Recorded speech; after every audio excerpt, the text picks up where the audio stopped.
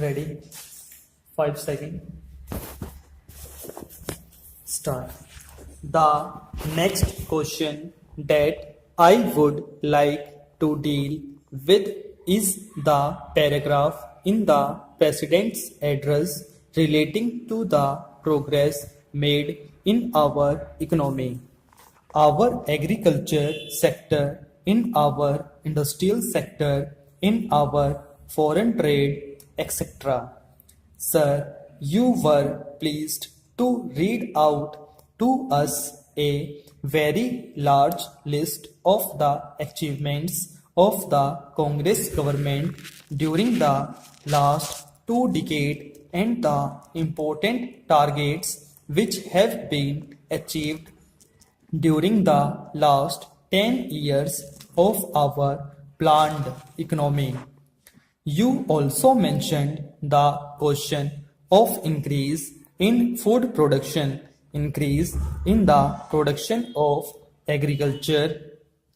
commodities, etc. Fortunately, sir, here we have in our midst the ex-deputy chairman of the Planning Commission, Shri V.T. Krishnamachari, who has addressed a number of meetings and seminars in New Delhi recently, drawing our attention to the weakness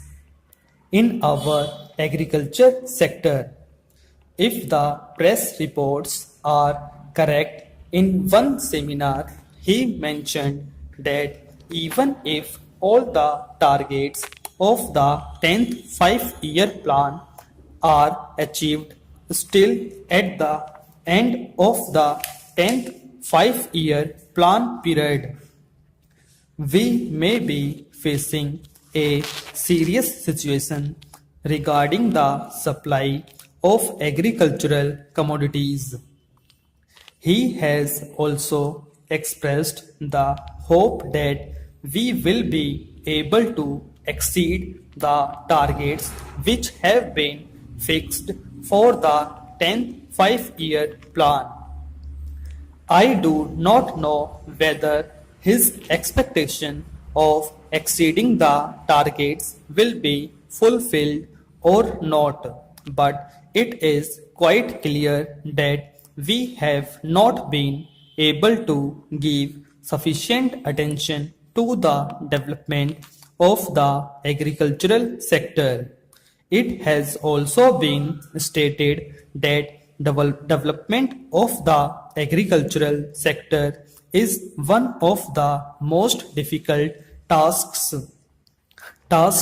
which have been found difficult both by democratic countries as well as by countries in which total planning is going on.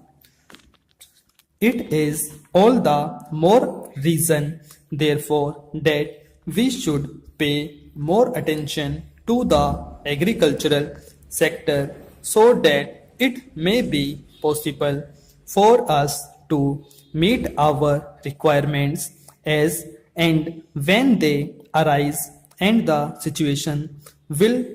which he has foreseen at the end of 10th 5-year plan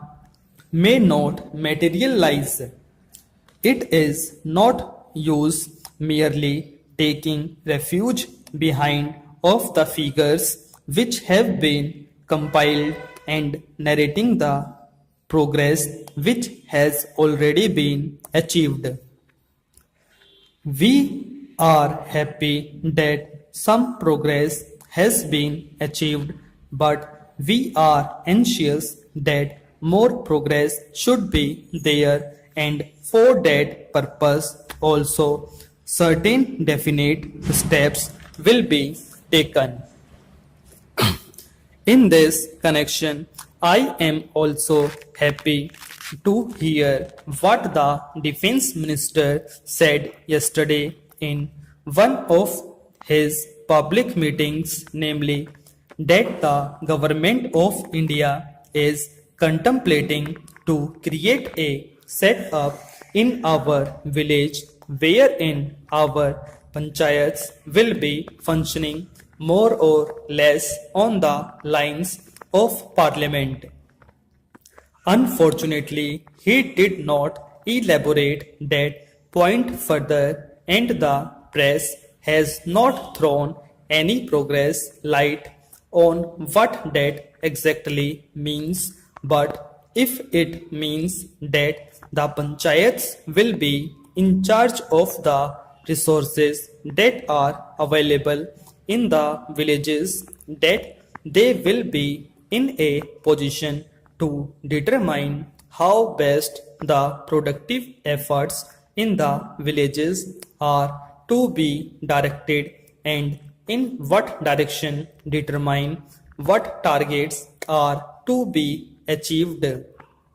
And when the production is there and there is a surplus to be exchanged with other centers in the country, that the panchayats will have their say in the matter on what terms this surplus will be exchanged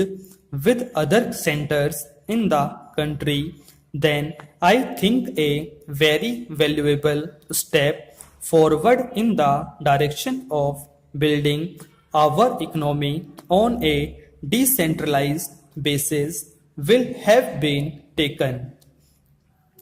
We have always taken the view, sir, that if planning is to succeed in our country, and if there is not going to be any regimentation of our productive activity and forces, what is necessary is that the common man should have a voice in determining the economic policies and in formulating the economics plans of development, and should have also his say in determining on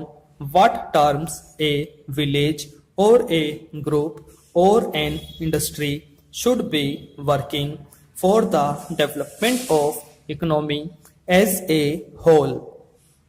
In other words, some amount of competition, some amount of bargaining power is to be generated in the lowest strata of our society and in the lowest rung of our economy, so that with the help of that bargaining power under the overall influence and policy of the planning commission, is it may be possible for us to develop our economy in a manner which satisfies both interests and the requirements of the nation as well as the aspirations of the people. When people feel that they also have their say in the formulation of policies and programs, and that such policies and programs are not something which is dictated for New Delhi, but are those which have been worked out by their own efforts, and as a result of their own deliberations. To that extent, these plans are a part of their efforts in the development of their reasons, of their own crafts, their own industry, and their own skill.